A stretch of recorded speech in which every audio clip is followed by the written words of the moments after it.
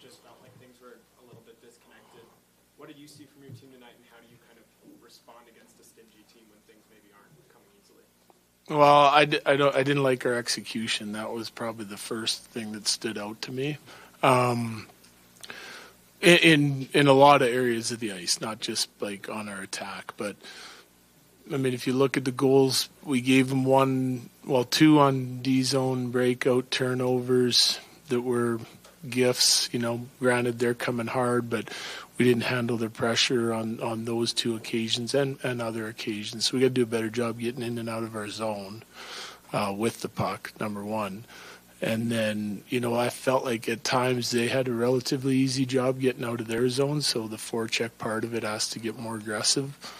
But then when we did do some good things on the forecheck and in O-zone play to open up some plays that were there to be made, we didn't execute very good. We passed the puck out of the zone a couple times when we had extended time, missed passes, bouncing pucks. I thought it just looked sloppy from our group a little bit. I liked some of the intensity that we played with at times, but I would say they won more than their fair share of races to pucks, and probably won more than their fair share of battles for pucks too. Like better support for the puck, and came up with more pucks in scrums and stuff. Got it.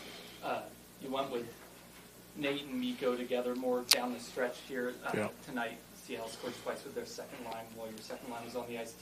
What goes into the decision to put Nate and Nico together, and do you consider splitting them up at all to sort of spread the love with those first two lines after tonight?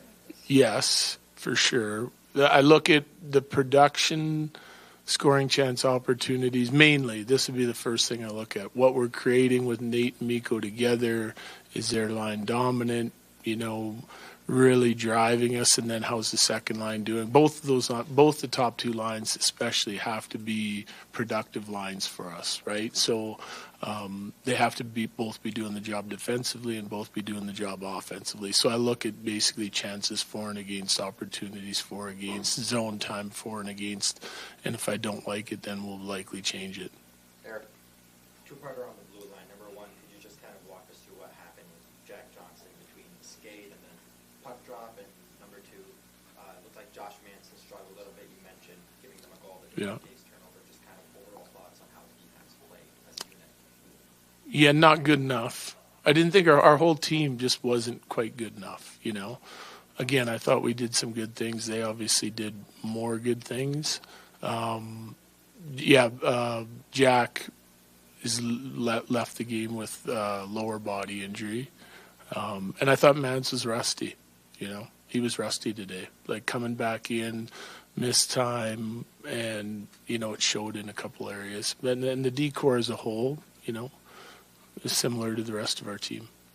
Jesse, it seemed like they were really making life difficult. You guys not giving you a lot of lanes, and it led to guys maybe forcing plays that they wouldn't normally make. Would you agree with that? Yeah, well, for sure. That's what every team does. But, yeah, I would say, and then our execution out of it sometimes. Like the decision-making, the execution. Again, I think if you look at the tape, we generated our fair share of chances, like some good chances. Didn't capitalize on them. I thought Grubauer had a good night. I don't know how they'll all balance out, because I haven't looked at them all yet. But enough opportunities to win the hockey game if we don't give them a few easy ones. But then plenty of opportunities that we mismanaged, whether it was execution or forcing a play that wasn't there when a better decision was able to be made. Kyle. Jared, despite the result today, talking to the guys in the room, it seemed like there was still a sense of calm and confidence. No panic after one loss, it seems like. Is that the sense you got from your group as well? Should be, yeah. Yeah, I agree with that. I think this is an important game one at home. You want to win it. You want to put your best foot forward so you can sort of start the mental game of breaking another team down. We didn't do that tonight. I don't expect our team to break down after something like that either. We've seen it now. We'll take a look at it again.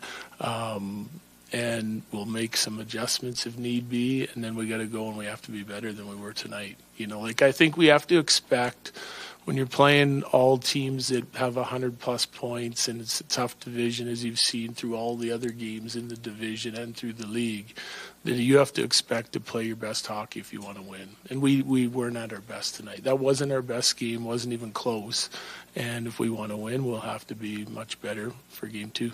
Brandon and Peter, kind of piggybacking on Kyle's question, how do you, coach up what you didn't like or clean up what you didn't like without dwelling on the negatives? Yeah, same as all year. That's what we do all year, right? Break down what we like, break down what we didn't like, what are some of the different decisions that we could make, where do we have to be more engaged, look at some areas to see where some opportunities are for us to attack, break out, whatever scenario it is, pick through the whole game, we break it down, get together as a staff, and then present what we see as important for our players to see, and so they get a good look at it and talk about it and make sure everyone's clear on it, and you get back to work. Last one, Peter. Georgiev had the second goal that maybe you want back, but he also had some big saves. Just how do you assess how he played in his first playoff game? Yeah, I thought he was good. Yeah, we have the turnover slot, makes a big save, gets rebound, goes right back on his tape. He's got no chance on that. Second goal, yeah, again, I'm looking at the breakdown before that. It's relatively easy coverage. It's neutral zone forecheck with a guy pushing, a guy stepping, and we let one guy get in behind us, right? One guy's not doing his job there. It ends up on a 3-on-2. And we're also mid-change with our D, which gave them a little bit more time than I would have liked. So, could he have come up with it? We've seen him come up with it before, but I thought he had a good game. 3 get by him, and they're all earned on their side of it. Thanks, Jared. Yep, thanks.